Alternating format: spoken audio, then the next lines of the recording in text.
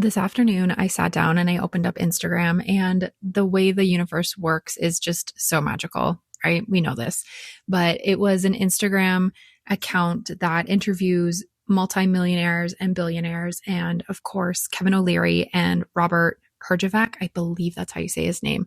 We're talking about the most important asset that somebody can have in their business. And other than understanding AI, it's sales.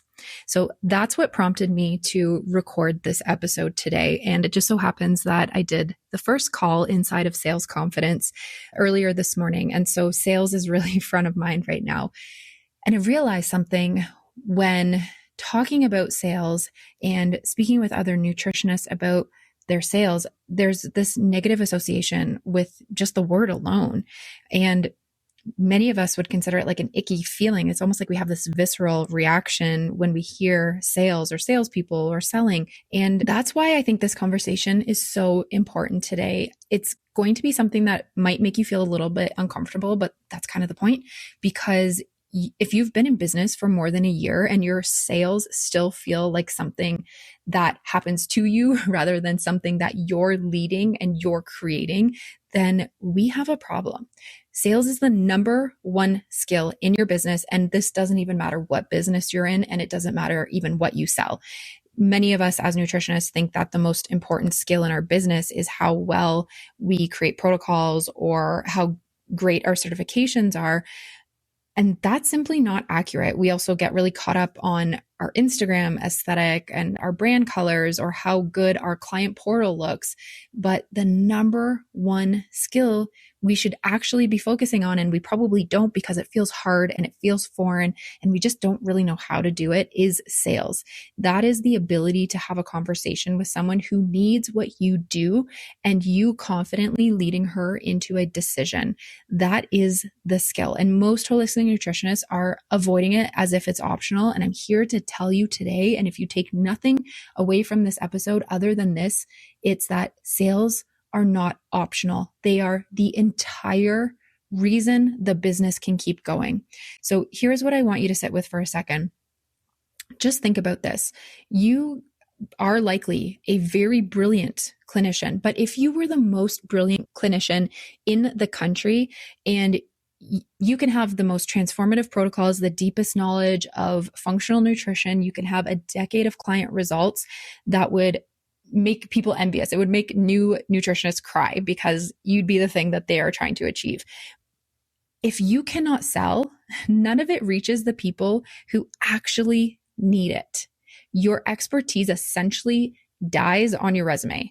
Your clients find someone with half your knowledge, half your ability to help them, but that person knew how to close the sale, so they get the client.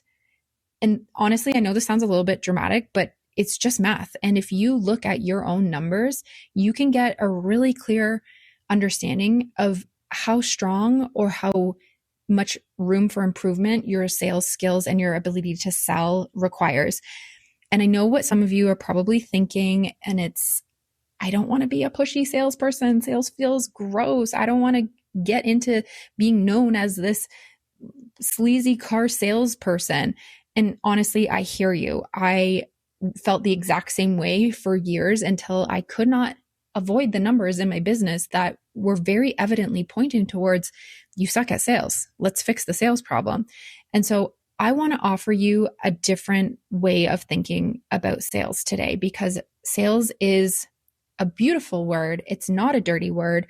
And I want to help you rebuild a healthy relationship with sales so that your business, not only does it have the longevity factor, but it actually gives meaning to all the hard work that you've done. It turns into revenue. That's what matters in a business. There's probably a version of sales that feels gross to you, and you're not alone in that. It's the tactics that we've seen so often, especially from the bro marketers. It's the pressure tactics. There's a level of manipulation that happens. There's sleazy, generic follow-ups, fake urgency. And I just have to reassure you, as a female in business, this is not how we do sales. We are not desperate with a strategy attached to it. Real sales is a completely different thing. Real sales is having so much clarity about what you do and who you do it for, that when the right person is sitting across from you or is in your DMs asking you about what can you help her with, she can feel that you have that clarity as well too. And real sales is simply just leadership. It is being the most certain person in the conversation. It's caring enough about the outcome of your future potential client that you do not let her off the hook with a vague, I'll think about it, when you know she needs to say yes to you. And that's not pushy.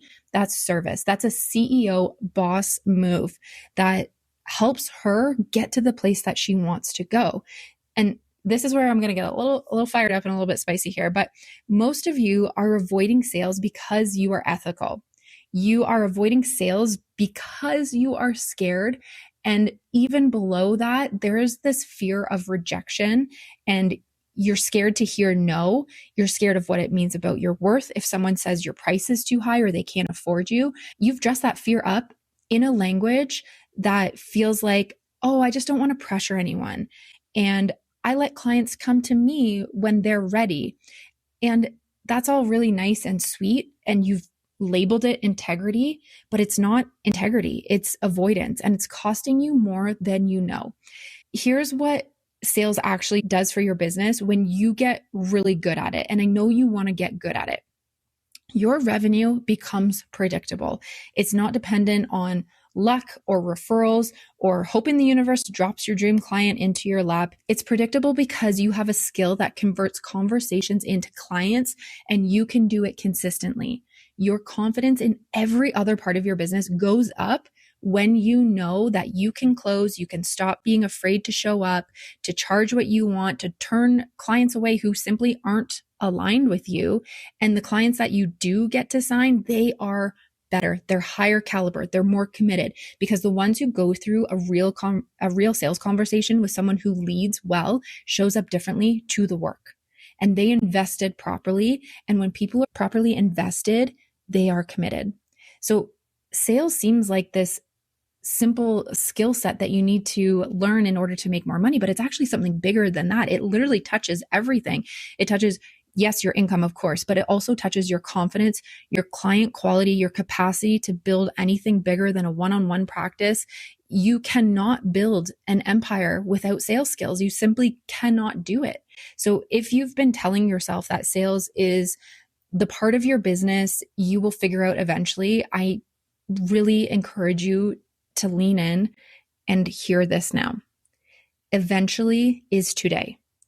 The nutritionists who are where you want to be in 3 years did not wait until they felt ready to learn this skill. They didn't wait for a better time, because there's no better time. There's always a reason that you shouldn't do something, but the reason that you have that excuse that you're holding on to is actually the reason you need to take the next step and go after acquiring the skills that you need to have more revenue in your business. These are the conversations that we are having inside of Sales Confidence. We did start yesterday, and the first call is on replay waiting for you right now if you decide that you want to join us for the next 3 live calls that are still ahead. It's 4 weeks of actually doing this work, not just learning about it. So if this episode made you feel something ping within you or made you feel uncomfortable in the way that means something needs to change, yeah, you may be a little bit triggered by this. And sorry, not sorry, this is actually your sign. The link is in the show notes. Go get into Sales Confidence now, because can you afford not to?